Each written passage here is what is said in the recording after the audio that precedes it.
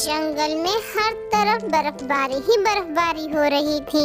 कुछ पंछी अपने घरों में बैठे हुए आराम कर रहे थे तो कुछ पंछी अपने घरों से बाहर बैठकर मौसम एंजॉय कर रहे थे। वहीं पर टूनी चिड़िया अपनी बेटी के साथ अपने घोंसले में बैठी हुई ठंड में ठिठुर रही थी। अरे कालू जी, एक तो आपने घर में इतनी बड़ी खिड़की रखी हुई है और ऊपर से आपने बड़ा सा दरवाजा खोला हुआ है। अगर आपने ठंडी हवा ही खानी है तो खिड़की में आकर बैठ जाए। अपना ना सही ख्याल तो मेरा ही ख्याल कर ले। मैं इस ठंडी हवा में ठिठुर रही हूँ। ओहो, एक तो गोरी अब तुम मुझे बाहर का ठंडा मौसम भी ना एंजॉय करने देना। कालू जी, अगर ठंडा मौसम ही एंजॉय करना है तो घर के अंदर क्यों बैठे हो? बाहर जाके बैठ जाओ, मुझे बिल्कुल डिस्टर्ब मत करो। लो, कर दिया दरवाजा बंद। अब तो खुश हो ना? माँ, मुझे बहुत ठंड लग रही है। अगर हम कुछ देर यहाँ और बैठे रहे तो हमारी तो कुल्फी ही जम जाएगी। मेरी बच्ची, मुझे माफ कर दो। मैं रहने के लिए घर ना बना सकी। ये सब बस मेरी लापरवाही का ही नतीजा है। माँ, आप गोरी आंटी से क्यों मदद नहीं मांग लेती? आपने भी तो कितनी दफा उनकी मुसीबत में मदद की है। ठीक है बेटी, अगर तुम कहती हो तो ऐसा करके देख लेते हैं। चलो उनके घर की तरफ चलते हैं। फिर टूनी चिड़िया अपनी बेटी को अपने साथ लिए गोरी कौवी के घर आ जाती है। वो उनका दरवाजा खटखटाती है।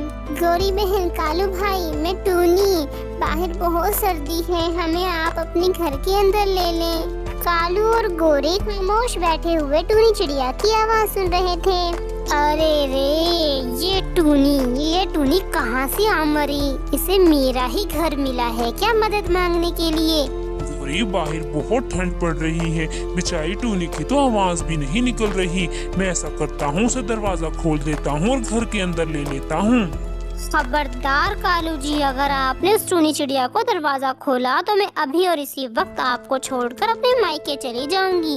ये मेरा घर है, कोई आरामगाह नहीं है कि जिसका दिल चाहा जब चाहा मुंह उठाकर मेरे घर आ जाए। टूनी चिड़िया कालू कौवे और गोरी कौवी की सारी बातें सुन लेती है। टूनी चिड़िया अपने जंगल को छोड़कर वहाँ से दूसरे जंगल में अपनी बेटी के साथ आ जाती है। वहाँ पर भी हर तरफ बर्फ ही बर्फ पड़ रही थी। टूनी चिड़िया और उसकी बेटी थक कर एक सूखी सी लकड़ी पर आकर बैठ जाती हैं। तभी वहाँ पर एक जालिम चील आ जाती है। अरे वाह, आज तो मुझे दो चिड़ियाओं का मांस खाने को मिला है। अरे, ये चील कहाँ से आ गई?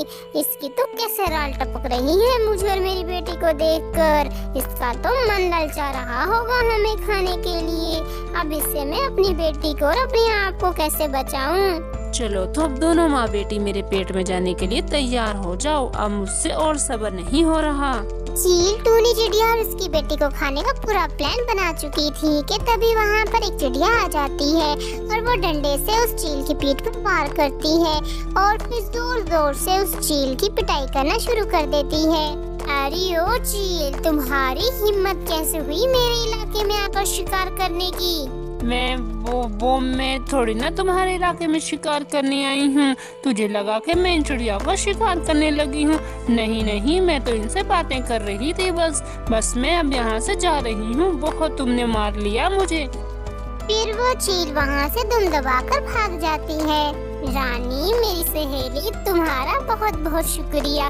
तुमने सही वक्त पर आकर हमें जालिम चील से बचा लिया। टूनी, अब सारी बातें यहीं पर ही करोगी या घर भी चलोगी? चलो मेरे साथ मेरे घर चलो। फिर रानी चिड़िया टूनी चिड़िया को और उसकी बेटी गुड़िया को अपने घर ले आती है। रानी, तुम्हारा घर तो अंदर से बहुत गर्म है। हाँ टूनी, सर्दियों में मेरा घर इसी तरह गर्म रहता है। इसे इग्लो घर कहते हैं, इग्लो घर। इसमें तो ठंड का पता ही नहीं चलता। रानी, क्या मैं भी इस तरह का अपने लिए घर बना सकती हूँ?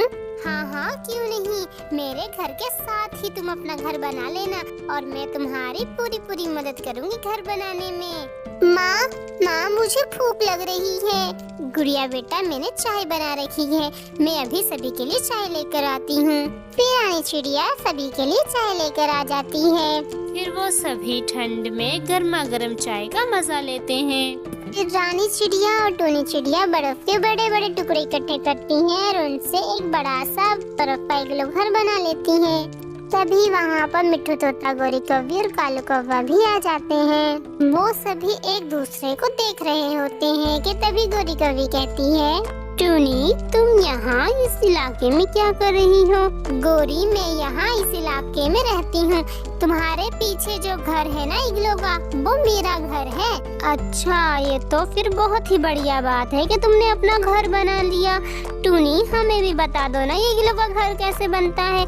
हम भी यहाँ तुम्हारे ही घर के पास अपना इग्लो का घर बना लेंगे। टूनी चिड़िया उन सभी को बताती है किस तरह से इग्लो का घर बनाया जाता है। फिर कुछ ही देर में सभी अपने अपने लिए एक एक इग्लो का घर बना लेते हैं। फिर इस तरह वो सभी मिलजुल कर वहाँ पर रहना शुरू कर देते हैं।